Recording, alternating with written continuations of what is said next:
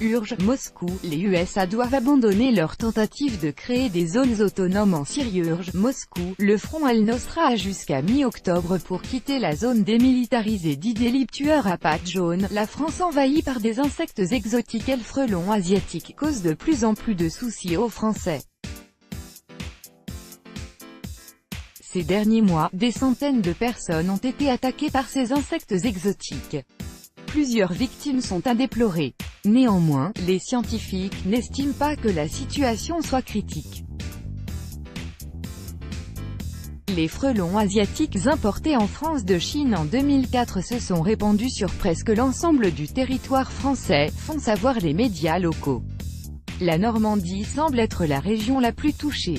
Selon The Local, ces insectes y ont déjà attaqué 180 personnes, dont 3 sont mortes, depuis le mois d'août. La dernière attaque mortelle est survenue le 18 septembre dans le Calvados lorsqu'un homme âgé de 57 ans est décédé suite à une piqûre de frelon asiatique. En avril dernier, les autorités locales avaient mis en garde contre une possible augmentation du nombre de frelons asiatiques à cause de l'hiver inhabituellement doux. Malgré ces nombreuses attaques, les spécialistes de l'Inventaire national du patrimoine naturel, INPN, cités par Le Parisien, tentent de rassurer la population.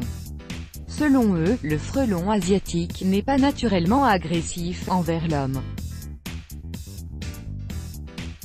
Ils indiquent que les personnes piquées l'ont été en tentant de détruire un nid ou en touchant une ouvrière par inadvertance. Les experts soulignent également que les piqûres peuvent s'avérer létales seulement si la personne attaquée est allergique au venin.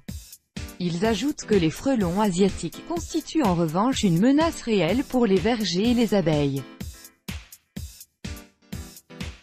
En période estivale, cet insecte décime des populations entières de butineuses qui produisent du miel et contribuent à la reproduction de 80% des espèces de plantes à fleurs.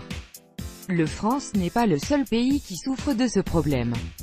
Fin 2016, le frelon asiatique a également été introduit en Belgique.